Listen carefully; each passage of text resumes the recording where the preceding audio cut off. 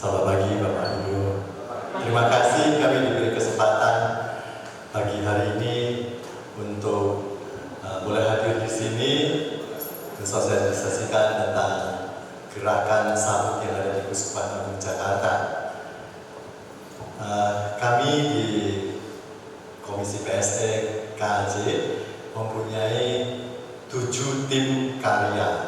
Jadi ada tim karya ASAT, lalu ada tim karya sabuk, lalu tim karya CU, Credit Union, lalu tim karya Hari Pangan Sedunia atau APS, tim karya dari APP, Hasil Kuasa Pembangunan, lalu yang keenam ada tim karya advokasi sosial, satu lagi ada, ya betul Pak, Ayo Kerja 100 buat Pak Niko.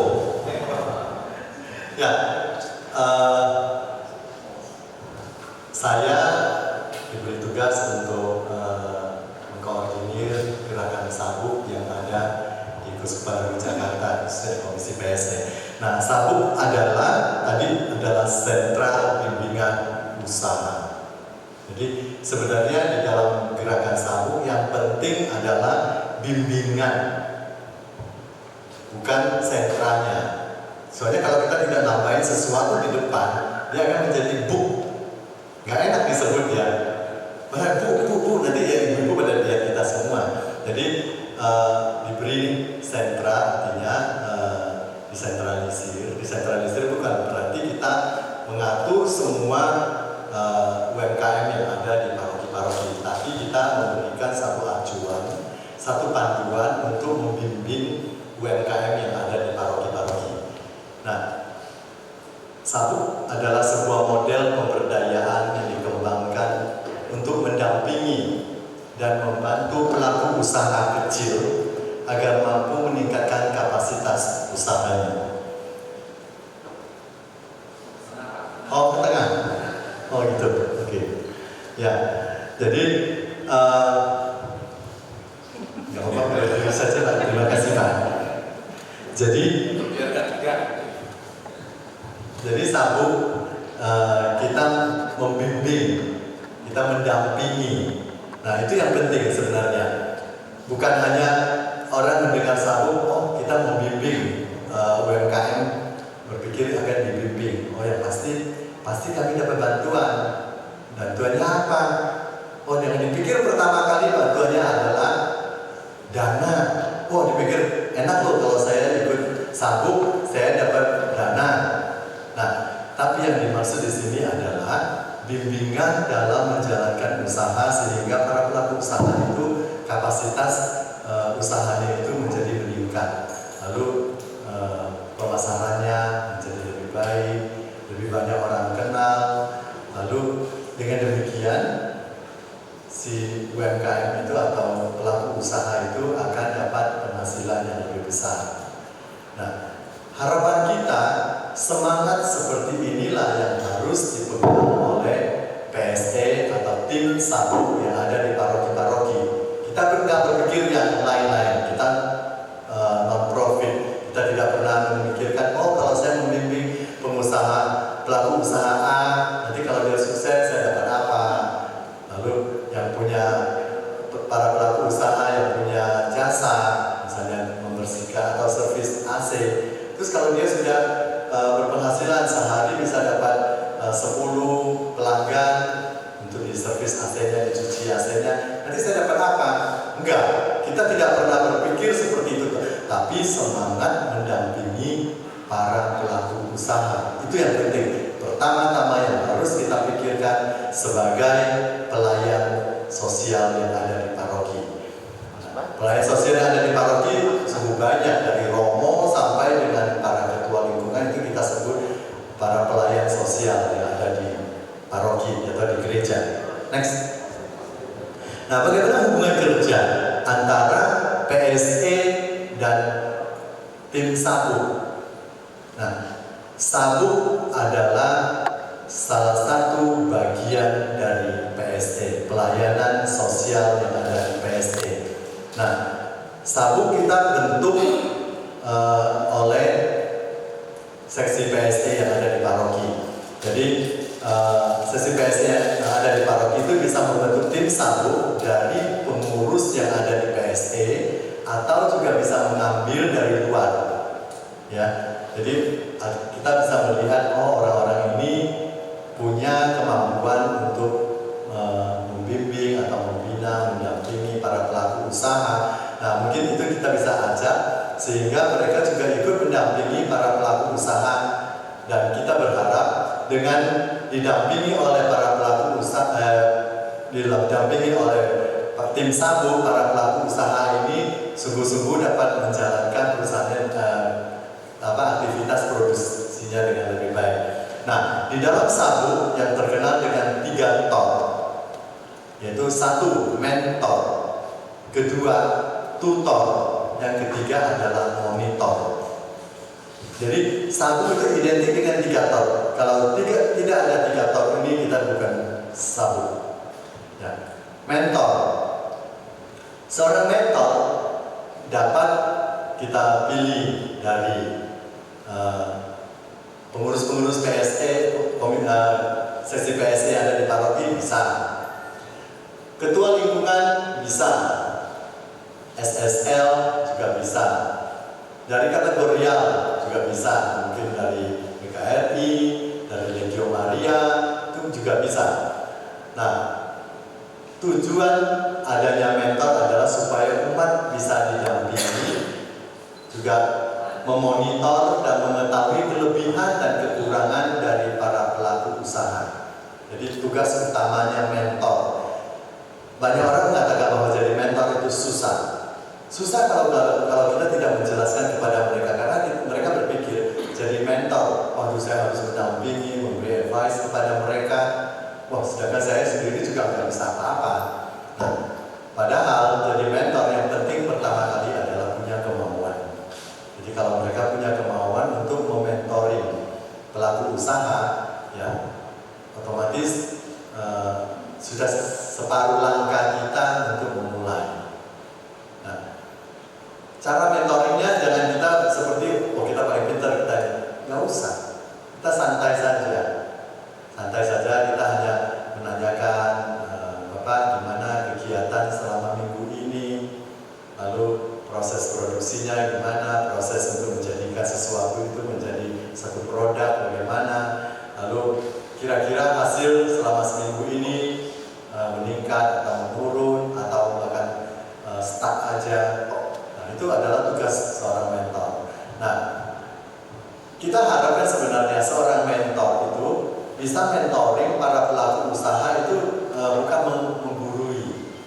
menggurui, tapi kita benar-benar mendampingi mereka sehingga para pelaku usaha itu bisa dikorek tentang aktivitasnya sebagai pelaku usaha.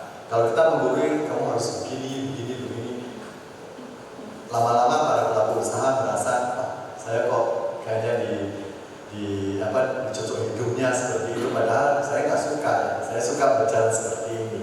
Nah, kalau kita sebagai mentor, kita bisa dengan santai, dengan rileks itu mentoring mereka. Itu pasti akhirnya pelaku usaha ini akan menjadi sahabat baik kita, sehingga dengan gampang kita bisa masuk ke wilayahnya.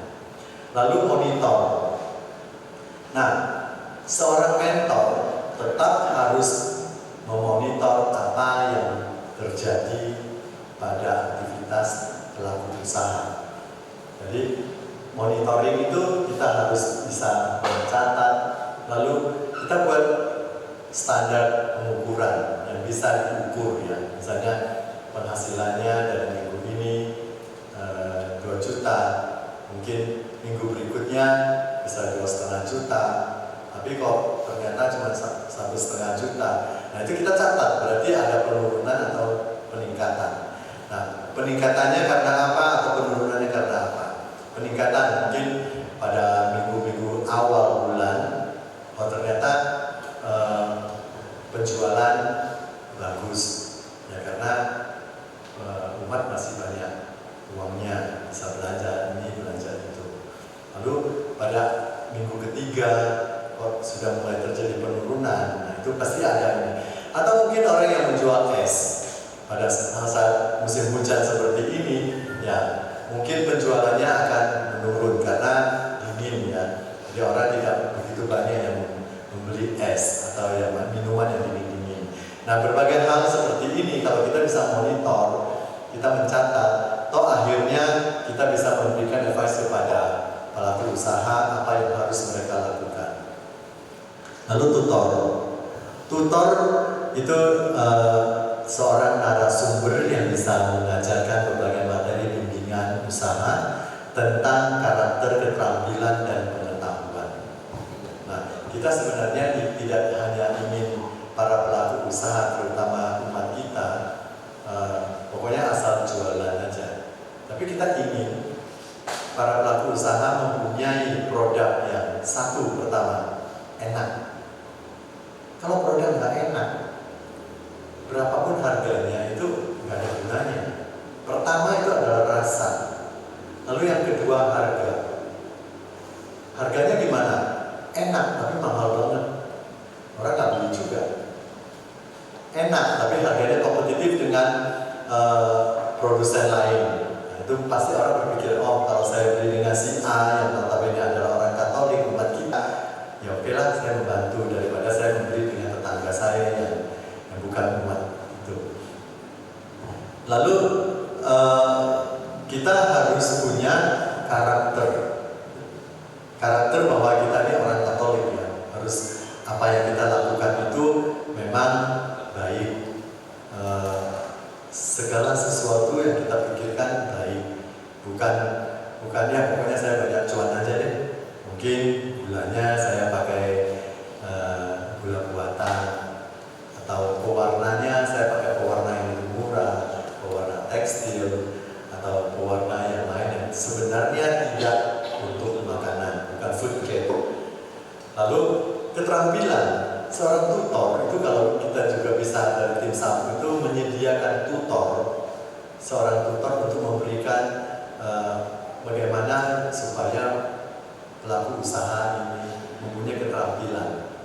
Jadi kalau dia misalnya terutama yang kerajinan tangan, kita lihat banyak sampah-sampah yang bisa kita daur ulang. Kita hadirkan seorang tutor untuk memberikan pengetahuan untuk meningkatkan sampah ini menjadi berkah. Jadi sampah yang biasa dibuang mencemari lingkungan, lalu akhirnya bisa berguna, lalu bisa meningkatkan penghasilan para pengrajin. Nah, pengetahuan sama juga.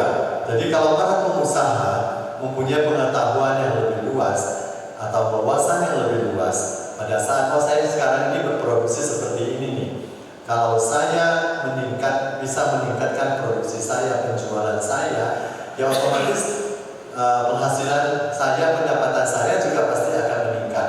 Nah, itulah gunanya kita harus mempunyai karakter, keterampilan, dan pengetahuan sehingga para pelaku usaha ini bisa semakin hari menjadi semakin baik. Terus para pelaku usaha nanti akan bertanya, apa sih gunanya saya mengikuti SARU? Nanti saya akan beritahukan kenapa kita harus ikut SARU. Nah, ini sudah saya jelasin ya. Jadi karakter untuk mengembangkan kepribadian, pembentukan karakter wirausaha, menggali dan mengembangkan potensi diri. Nah, biasanya kan para pelaku usaha atau UMKM kecil ini kan mereka dari dulu sampai sekarang membuat risol, tetap risol, sampai dimana risol. Nah, kalau mereka sebenarnya bisa kita kembangkan, mungkin risol yang isinya apa, mayonnaise, mungkin risol dengan rasa robot, risol dengan apa. Nah, kalau kita bisa mengembangkan potensi mereka yang sudah membuat risol dengan isian yang berbeda, artinya kan kita meningkatkan dan mengembangkan potensi diri, memantapkan motivasi usaha. Lalu cara sistem untuk menjadi pribadi yang lebih baik. Artinya seperti yang tadi saya katakan, bahwa kita ingin jualan, ingin cuan, tapi harus melalui jalan yang benar dan baik. Nah, lalu kita lihat yang kedua, keterampilan. keterampilan ini banyak macam. Mungkin Bapak Ibu saya tahu gerobak yang ada di Duren Sawit ini sungguh banyak banget. Dan produk dan jasanya juga banyak. Banyak keterampilan mereka yang bisa kita kasih bimbingan. Tata boga, tata busana, dan alas kaki itu fashion, pendidikan, perawatan diri dan kecantikan, ada salon, lalu kerajinan, bisa handicraft, lalu pertukangan, bisa teknisi. Pertukangan itu bisa kayu juga boleh, kalau ada yang misalnya bisa craft kayu, lalu AC, listrik, itu juga bisa. Pertanian, perkebunan, dan peternakan. Nah, kalau mereka diberi keterampilan atau ilmu mengenai pertanian, cara bercocok tanam yang baik, bisa dengan hidroponik atau organik atau cara bercocok tanam yang lain, perkebunan juga sama, dan peternakan. Cuma kita di Jakarta memang agak susah, perkebunan mana yang mau kita ini. Tapi kalau gereja punya lahan kosong yang tidak dipakai atau tidak dimanfaatkan, itu juga bisa diberdayakan. Nah, lalu transportasi, mungkin tim sabuk di paroki bisa mengkoordinir atau mengorganisir teman-teman kita yang notabene tugasnya sebagai tukang ojek, sehingga pesanan yang diterima oleh pelaku usaha itu bisa diantar oleh ojek kita. Lalu hiburan, entertainment, mungkin ada umat yang bisa MC, menyanyi. Nah, kalau ada acara-acara tertentu di paroki atau umat yang mempunyai hajat, otomatis kan mereka juga bisa menggunakan jasa para entertainer ini. Lalu berdagang, mungkin buka toko, kita bisa meningkatkan kualitas dari toko mereka. Kita renovasi, lalu kita membantu mereka menata tokonya dengan lebih baik sehingga lebih menarik untuk didatangi. Digital sekarang banyak, itu dunianya kaum muda sekarang. Mereka sungguh sangat mengerti dan menyukai digital ini. Jadi kita manfaatkan mereka. Tim sabuk yang ada di paroki itu, mari kita memberdayakan teman-teman OMK sehingga mereka pun merasa dilibatkan. Nah, kalau mereka dilibatkan, akhirnya mereka juga akan aktif dan mereka lah memang generasi penerus kita. Nah, kita lanjutkan dengan pengetahuan. Kita bisa memberikan pengetahuan kepada para pelaku usaha untuk melihat peluang usaha yang ada. Misalnya sekarang yang cocok itu kita membuat produk apa ya yang disukai oleh umat atau masyarakat. Nah, ternyata saat ini kalau makanan kita, segmentasi kita sebagai untuk orang muda, makanan yang cocok adalah makanan yang seperti ini. Kalau untuk orang tua mungkin makanannya lebih cocok ini. Terus sekali waktu ternyata banyak juga orang menyukai makanan yang jadul. Ya. Lalu bagaimana membuat rencana usaha, business plan. Lalu manajemen keuangan usaha, bagaimana mereka mengatur keuangan dari usaha. Lalu pemasaran penting karena produk yang dibuat kalau tidak bisa dipasarkan nggak jadi duit. Teknik penjualan, bagaimana kita menjual yang efektif sehingga banyak orang tertarik. Teknik negosiasi, kalau misalnya kita sudah cukup besar, lalu ada orang mau memesan dalam partai atau jumlah yang lebih banyak, nah kita harus bisa negosiasi. Ada loh yang ini, yang pesan makanan kering, snack pertama dia memesan rempeyek kacang, terus snack-snack yang lain sebanyak 11 juta. 11 juta. Oh, dia pikir bagus dong, saya terima nih 11 juta order buat. Langsung dikirim, bayar.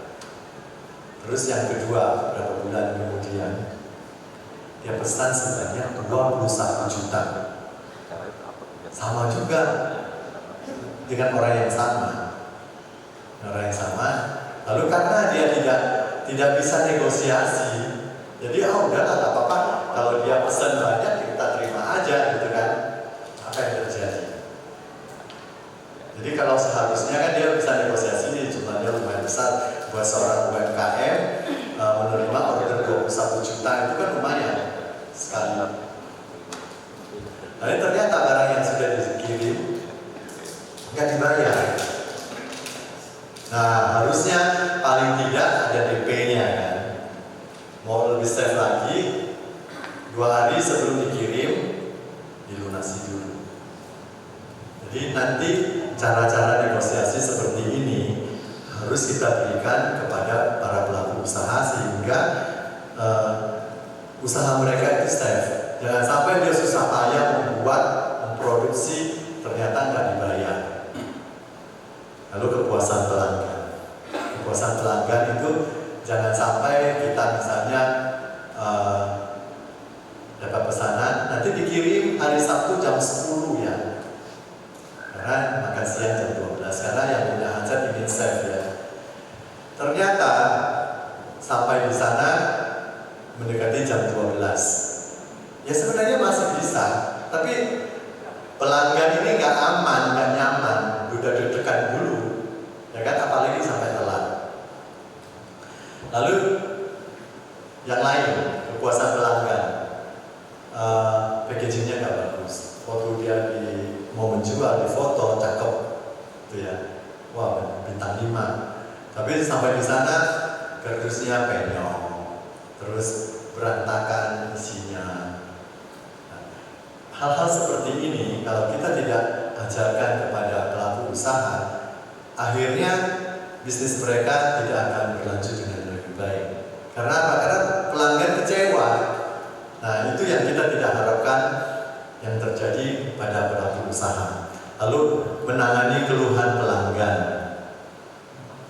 Begini, kadang-kadang dalam produksi menyiapkan produk kita kepada pelanggan itu seringkali mungkin ada, oh ini ayamnya satu kok kecil, yang satu besar, terus dikomplain, oh enggak kok semuanya sama, sudah saya buat bener, saya nggak bohong. Nah, kalau kita dikritik, kalau kita mau menerima, yang mengkritik pasti ada dulu. Oke Bu, terima kasih, maaf, memang ternyata ada yang terselip, yang potongan ayamnya lebih kecil. Mohon maaf, mudah-mudahan dan kali kami bisa perbaiki. Pasti yang memprotes itu merasa ada, oh ya sudah diterima. Tapi kalau kita sudah excuse dulu, oh enggak kok ini semua sama, ayamnya besar gini-gini, oh pasti enggak. Kalau orang tunjukkan buktinya, kan malu kita kan. Jadi kita harus bisa bagaimana cara menangani keluhan pelanggan, memanfaatkan internet. Jadi sekarang zaman digital, kita bisa menjual melalui medsos, bisa menjual selain kita menjual secara offline, kita juga bisa menjual secara online. Oke, next. Nah, ini bimbingan usaha 3 tor. Tadi saya bilang sabuk itu tidak bisa dipisahkan dari 3 tor, yaitu mentor, tutor, dan monitor. Di dalamnya ada attitude, skill, dan knowledge. Next. Nah, sekarang tentang bantuan dari sabuk.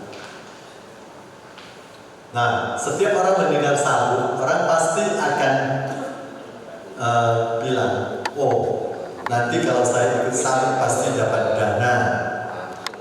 Nah, ternyata dana dari sabuk itu tidak diberikan secara tunai.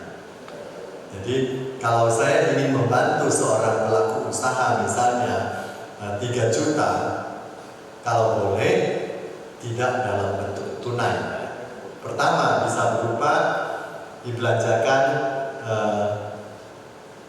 peralatannya, misalnya dia butuh kompor, blender, atau dia membutuhkan modal usaha untuk meningkatkan produksi dari usahanya. Kita bisa memberikan barang-barang bahan mentahnya. Bahan mentahnya bisa kita berikan, atau bantuan itu juga bisa berupa biaya untuk pelatihan. Jadi kita memberi kesempatan kepada pelaku usaha untuk pergi ke suatu tempat untuk mengikuti pelatihan untuk meningkatkan keterampilannya dalam usaha. Lalu biaya juga bisa kita berikan, biaya renovasi juga bisa. Kalau kita lihat tokonya sudah jelek, penampilannya nggak bagus, nah kita juga bisa memberikan bantuan biaya seperti itu. Biaya khusus pelatihan, pembelian barang, lalu biaya sewa. Nah, biaya sewa ini memang agak-agak riskan ya. Kita nggak tahu bahwa apakah tempat yang dia sewa ini cukup baik atau memadai, atau dengan memberikan uang sewa itu bisa membuat dia usahanya lebih baik, kapan bisa break even. Nah, itu semua harus kita lihat dan kita amati sungguh ya, supaya dana yang kita berikan itu tidak menyimpang atau tidak sia-sia. Tujuan dan besarnya bantuan dibuat oleh pelaku usaha bersama mentor dan disetujui oleh tim SABU. Jadi PSE, seksi PSE yang ada di paroki, kalau permohonan dana ini disampaikan oleh para pelaku usaha harus disetujui oleh mentornya dan tim SABU. Kalau tidak, lebih baik dipertanyakan dulu. Karena apa? Karena kalau tidak ada orang yang bertanggung jawab, kita tidak bisa menanyakan sesuatu kepada mereka. Kalau para mentor kan pasti tahu kondisi para pelaku usaha seperti apa. Lalu pemasaran kita bisa menggunakan berbagai media sosial untuk berjualan secara online. Nah, kita sekarang lagi tahap mengembangkan sebuah aplikasi untuk berjualan untuk pelaku-pelaku usaha yang ada di SABU. Sedang bekerja sama dengan tim IT dan kreatif Keuskupan Jakarta. Nanti kita mudah-mudahan nanti dalam tahun ini bisa di launching kepada para pelaku usaha yang ada di Keuskupan Jakarta. Nah, ringkasnya adalah mentor, monitor, tutor, plus dana, lalu aplikasi, itu adalah SABU.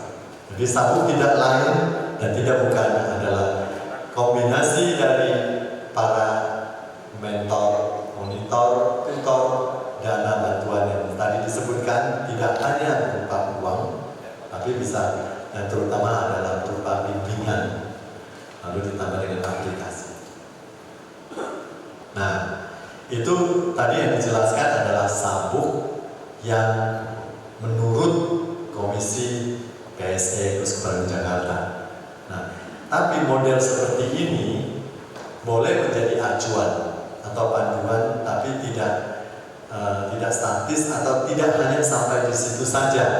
Boleh ditambah, dikurangi, dan disesuaikan sejauh bisa membantu pelaku usaha yang ada di paroki-paroki atau di lingkungan. Tim SABU paroki perlu mengembangkan cara-cara kreatif agar dapat memajukan pelaku usaha secara efektif. Saya tahu paroki Durensawit yang sudah punya gerobak pasti mempunyai cara-cara yang lebih baik sesuai dengan kondisi dan keadaan para pelaku usaha yang ada di paroki Durensawit. Pelaku usaha tidak harus mendapatkan seluruh bantuan secara lengkap, namun cukup sebatas yang dibutuhkan. Nah, tadi seperti tadi itu kan ada mentor, monitor, dan tutor, terus plus dana bantuan, lalu plus aplikasi. Nah, tidak perlu tiga macam ini diperoleh oleh pelaku usaha, tapi secukupnya saja. Oh, dia hanya cukup, dia sudah berjalan ya.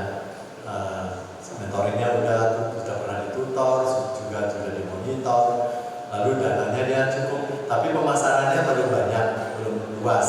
Nah, bisa dibantu dengan tim sabuk paroki. Cukup bagaimana dia meningkatkan pemasarannya saja melalui sosmed atau melalui publikasi atau promosi dari tim sabuk atau di paroki. Selesai ya.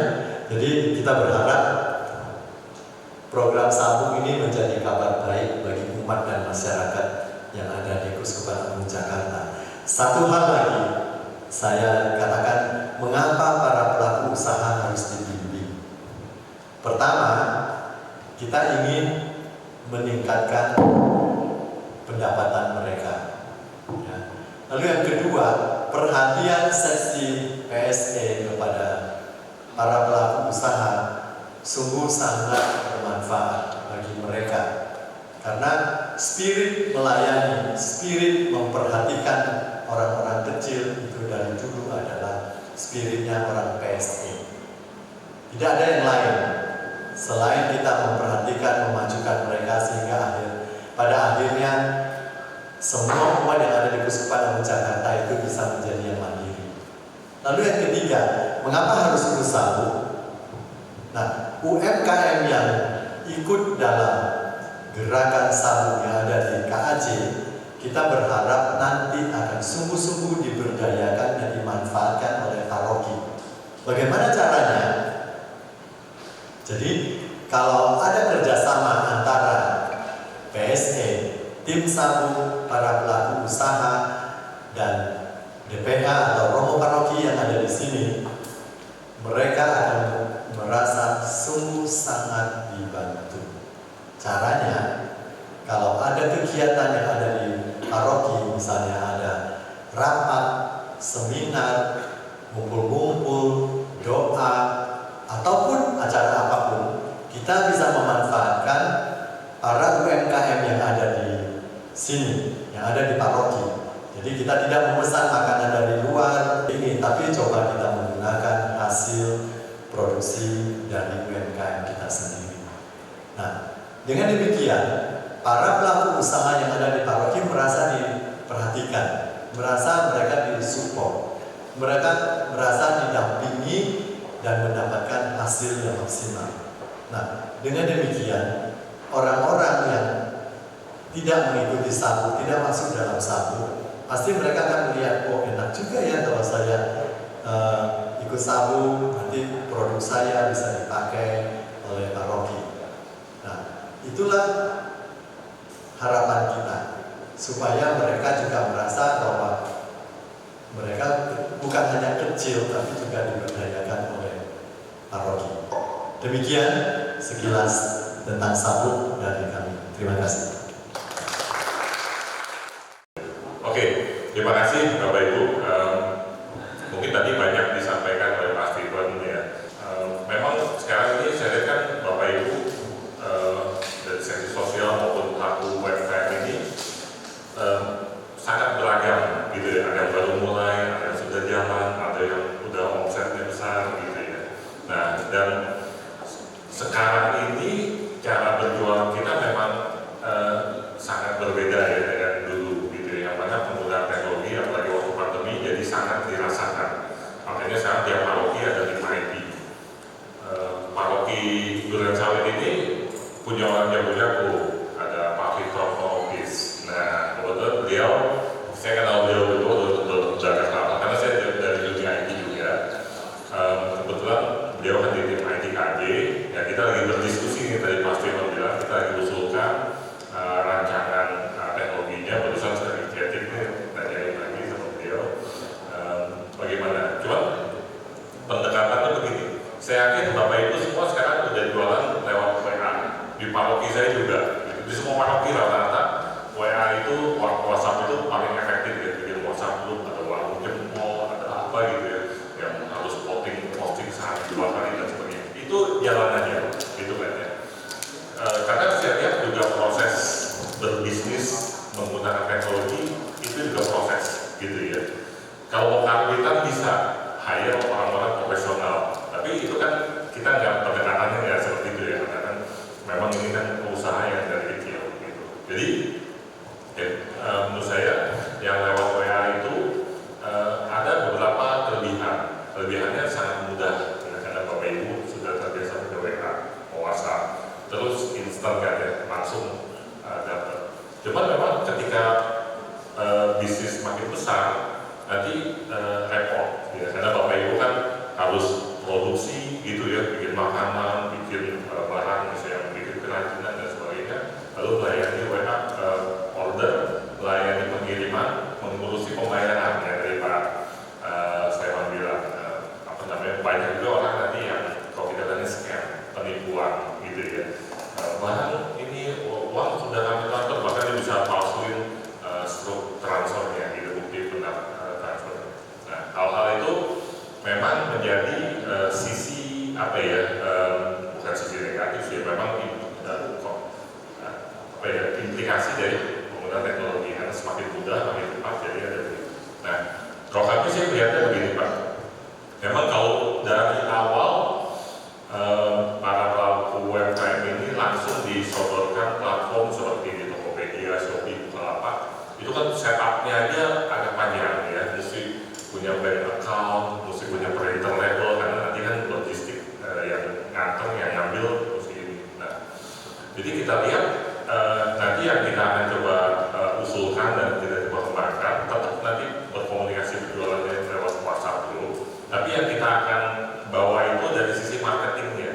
Jadi kita akan bikin kayak semacam katalog lah gitu ya, online katalog di aplikasi yang sangat sederhana gitu ya, yang nanti tujuannya disebar-sebarkan dan itu berlaku untuk satu pusat Jakarta.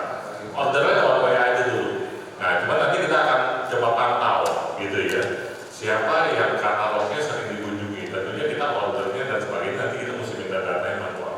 Ketika pelaku usaha ini makin lama, kita lihat ordernya makin besar, kita akan nanti perkenalkan dengan aplikasi yang lebih kompleks, yang lebih nanti, karena kan Bapak Ibu pasti tuh, saya udah gak program nih, udah banyak nih, mendingan saya apa namanya, pakai aplikasi yang lebih ini, yang udah ada pembayarannya seperti Tokopedia, udah ada yang jemput logistiknya gitu kan, sehingga nanti bisa naik kelas. Nah, ketika naik kelas itu Bapak Ibu nanti udah masuk dunia yang lebih profesional gitu. Mungkin Bapak Ibu juga nanti udah lebih mengerti dan bisa jadi mentor untuk yang apa namanya, pelaku usaha yang lainnya, yang nanti kita sambut akan fokus yang tahap awal ini.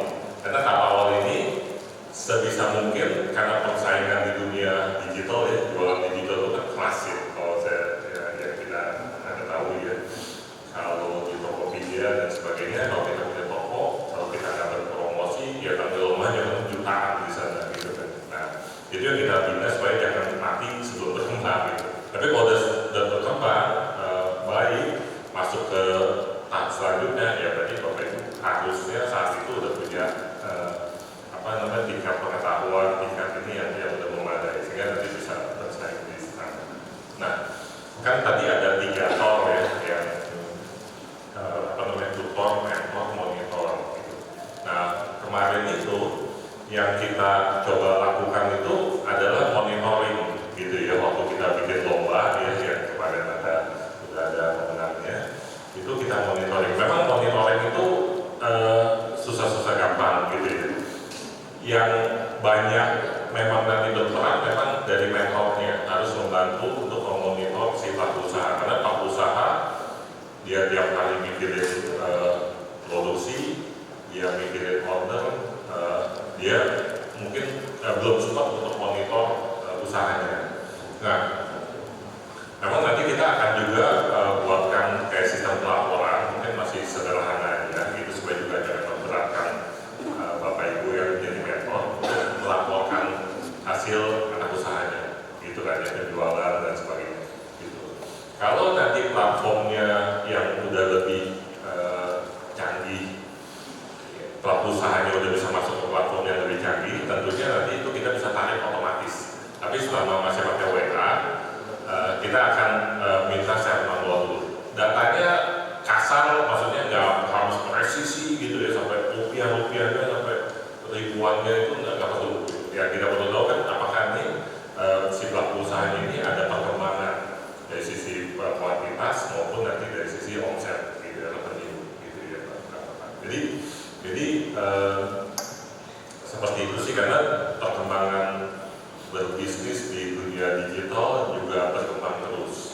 yang saya dengar sekarang justru TikTok yang jadi nomor 2 e-commerce gitu ya, nggak nyangka kan gitu ya. Kita pikir itu aplikasi mainan para generasi muda gitu ya, ternyata mereka sangat mudah, sangat disukai, sampai bahkan Facebook saja 2 kuartal itu laporan keuangannya turun karena mereka ngaku ini tergerus sama TikTok, karena TikTok dalam mereka juga sangat ini ya.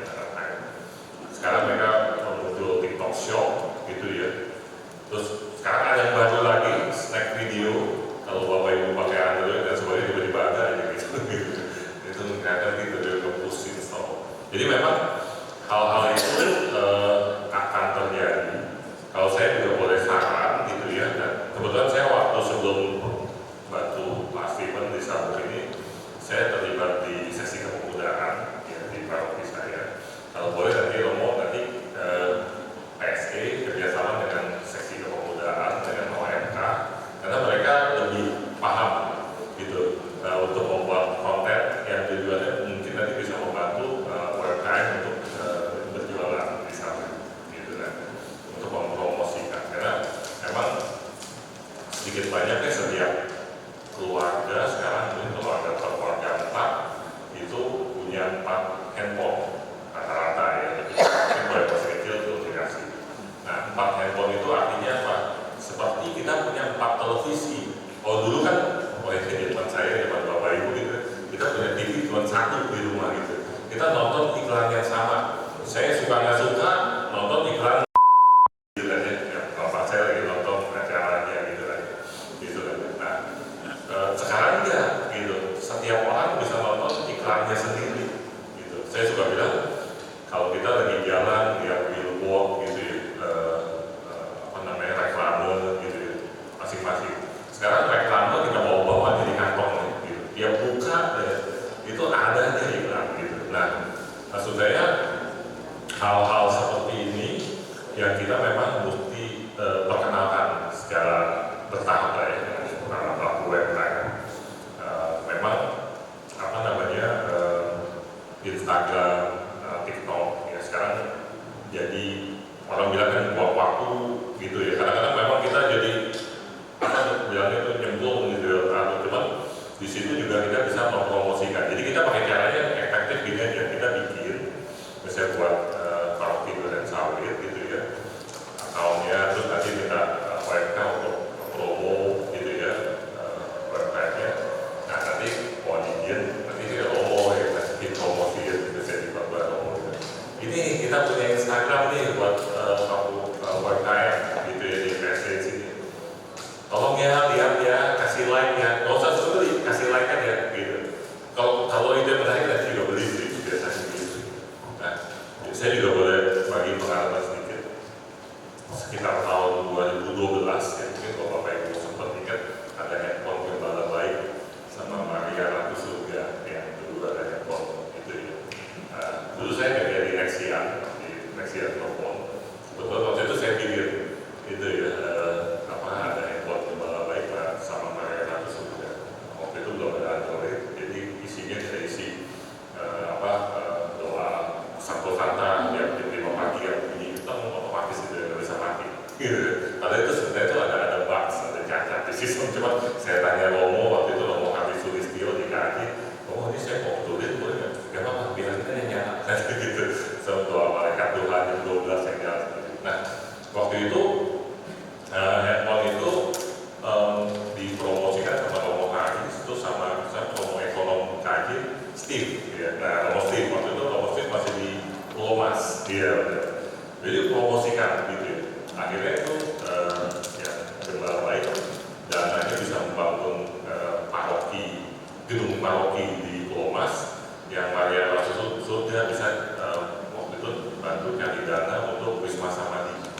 Jadi artinya para Romo itu merupakan marketing yang paling powerful menurut saya. Jadi kalau beli korban seret ya kan kita Katolik kita tak dirati ya. Jadi ini kan untuk kebaikan ini ya. Jadi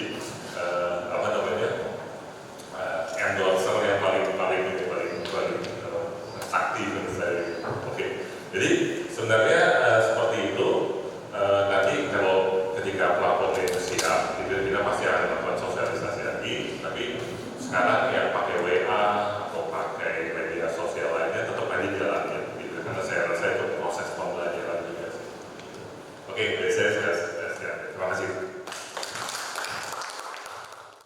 Terus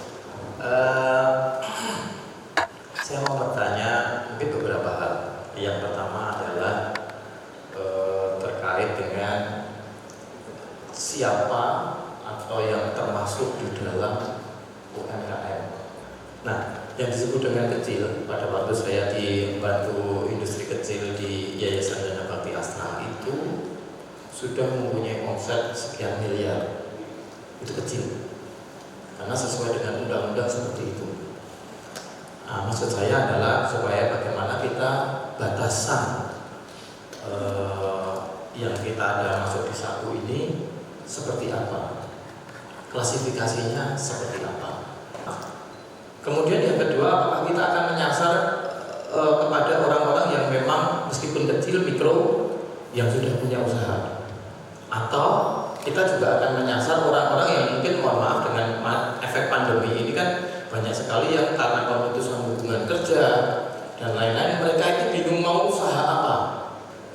Itu saja sih menurut saya. Terima kasih. Yang pertama mengenai mikro ya, Pak.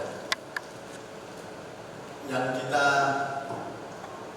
monitoring, kita mentoring itu sebenarnya ya lebih kecil dari mikro. Mikro aja, kalau nggak salah itu sampai dengan pendapatan 500 juta. Nah, yang ada di UMKM atau sebenarnya kita tidak menggunakan nama UMKM karena itu terlalu besar. Kita mikro, mungkin mikro benar seperti Microsoft, super mikro gitu ya. Jadi kalau saya akan melibatkan UMKM. Jadi pelaku usaha mikro atau super mikro sampai dengan menengah. Loh, kenapa begitu? Nah, soalnya mereka yang sudah masuk kecil dan menengah bisa kita jadikan mentor. Kita jadikan mentor kepada mereka-mereka yang baru mulai berusaha, berusaha, dan semoga pengalaman mereka itu sebagai pengusaha kecil dan menengah itu bisa memberi semangat dan memberikan duplikasi kepada mereka. Lalu contohnya begini Pak, kenapa tadi saya bilang itu UMKM itu kecil menengah itu kita harus manfaatkan mereka. Karena sebenarnya orang Katolik itu suka dilibatkan.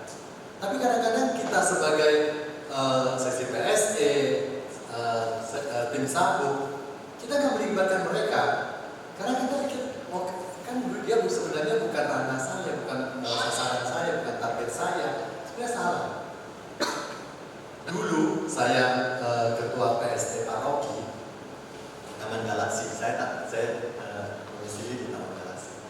Jadi saya bersyukur saya punya teman-teman yang mampu dan mau. Jadi pada waktu itu Paroki Taman Galaksi belum sebesar sekarang, belum di masa mandiri seperti sekarang. Jadi dulu belum ada BPJS. Yang paling memusingkan saya itu adalah orang sakit. Jadi mereka tidak punya asuransi, lalu tidak ada yang bisa mengcover biaya perawatan mereka. Lalu kalau sampai terjadi seperti itu, akhirnya saya melibatkan teman-teman saya yang menurut saya mampu dan mau. Nah, jadi kita PST tidak hanya bergaul dengan orang miskin, orang KLMPD, orang yang ya menurut kita marginal. Enggak. Justru kita memberi kesempatan kepada mereka yang mampu untuk berperan serta dalam pelayanan kita kepada KLMPD. Ya sama juga dengan sabu, kalau menurut saya yang kecil dan menengah harus kita berdayakan, kita berikan kesempatan kepada mereka untuk mentoring kepada pelaku usaha kecil. Itu Pak ya. Kira-kira menjawab ya Pak?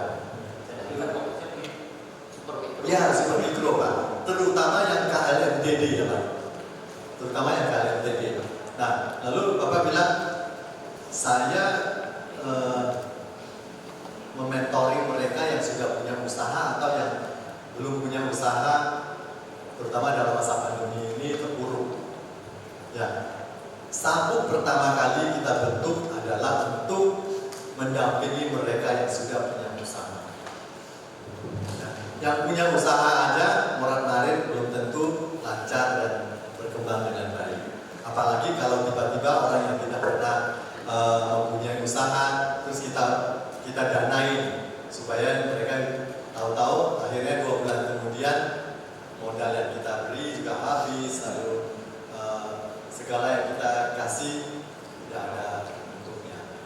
Nah, tapi kalau tim sabuk paroki Durensawit itu bisa juga menganimasi mereka yang terpuruk pada masa pandemi ini untuk memulai suatu usaha dengan pendampingan yang baik, bisa. Jadi boleh yang belum mempunyai usaha tapi sungguh mempunyai niat yang baik, mempunyai niat tekad yang besar untuk memulai seperti ini, silakan. Kira-kira menjawab, Pak? Terima kasih. Saya sebenarnya pertanyaannya sederhana. Tadi kan disebutkan bahwa untuk keberhasilannya ada 3 unsur ini ya, ada mentor, tutor, sama monitor.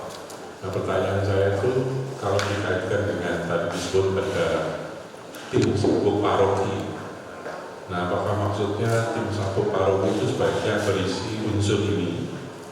Atau mungkin pertanyaan yang lain, ada nggak model yang ideal sebaiknya tim sabuk paroki itu isinya apa saja? Itu saja. Terima kasih. Baik, Pak. Tiga komponen yang ada di sabuk itu mentor, tutor, dan monitor. Ya, tim sabuk tidak harus mempunyai 3 ini. Minimal punya 2. 1 mentor, itu tidak bisa ditawar kalau tidak ada. Jadi sabuk harus dijalankan dengan cara mentoring kepada pelaku usaha. Jadi kan dari tadi saya bilang sebenarnya wirausaha itu sudah lama di paroki-paroki, semua ada. Tapi karena apa? Karena tidak didampingi, jadi dibiarkan saja gitu kan. Nah, kita mencoba dengan pendampingan. Nah, lalu kita monitor kegiatan mereka seperti apa. Kalau nggak baik, ya harus kita perbaiki. Kita beri saran, harusnya bagaimana. Nah, memang banyak juga pelaku usaha yang ngomong kan. Yang, ngapain sih situ ikut-ikut saya untuk jualan atau saya produksi barang, ya kan? Nah, ini memang harus mempunyai skill dari seorang mentor untuk mendekati pelaku usaha. Karena tidak semua pelaku usaha itu bisa didekati dengan tahap atau dengan cara yang sama dengan orang lain, karena masing-masing pasti berbeda. Kalau tutor, Bapak nggak punya nggak masalah. Tutor itu kita bisa dapatkan dari paroki sini, dari luar, atau dari mana saja. Yang mempunyai orang yang mempunyai skill yang bisa kita minta bantuannya untuk memberikan kepada paroki kita. Nah, Bapak kalau masuk di grup sabuk KAJ itu kan banyak terdiri dari paroki-paroki. Ada nggak ya yang bisa membantu? Misalnya di parokinya itu mempunyai seorang yang ahli dalam bidang misalnya memanfaatkan bahan makanan ini menjadi sesuatu, misalnya singkong, nggak hanya jadi keripik, nggak hanya jadi talam, nggak hanya menjadi gedung atau apa. Nah, dengan demikian kita bisa bekerja sama lintas paroki, gitu Pak. Apakah berarti di PSE, kaos PSE, kalau di PSE ini itu untuk pemberdayaan umat dan saudara di kami itu di-convert namanya menjadi sabuk, atau apakah pemberdayaan harus ada lalu sabuk ada sendiri, gerobak ada sendiri gitu, atau bagaimana? Atau kami boleh cukup pemberdayaan umat saja, kami berjalan tapi kita menggunakan konsep-konsep yang bagus dari sabuk gitu. Tapi mungkin kalau sampai saat ini karena belum ada volunteer yang mengajukan diri menjadi sabuk gitu, jadi kami masih dihandle oleh pemberdayaan umat. Apakah masih diizinkan tetap menggunakan pemberdayaan umat? Itu pertanyaan dari saya. Terima kasih. Dan saya tahu bahwa kegiatan sosial yang ada di paroki Durensawit itu sungguh banyak sekali. Nah, terkait dengan duren sawit sudah punya gerobak, ya. Lalu kalau kita campur dengan sabuk, waduh, jadi gimana gerobak sabuk apa sabuk gerobak, gitu ya. Nah, nggak usah Pak, Bapak tetap jalanin saja kegiatan pendampingan para pelaku usaha. Kalau boleh, pakailah cara-cara atau teknik-teknik yang ada di sana. Tetap aja namanya gerobak, nggak masalah. Jadi tidak harus, kami tidak minta semua yang harus menggunakan kata sabuk. Tapi gerakannya ini yang ingin disampaikan, harus seperti ini. Nama tidak menjadi soal. Hari ini bernama memakai nama A, lalu 2 tahun lagi B, tapi pekerjaannya atau aktivitasnya sama. Ya berapa kita mengubah? Padahal gerobak itu sudah terkenal kan, ya udah tetap aja jalan seperti biasa. Tapi kalau dulu tidak ada pendampingan, mari didampingi, mari ditutor, mari ditutor, sehingga mereka akhirnya akan menjadi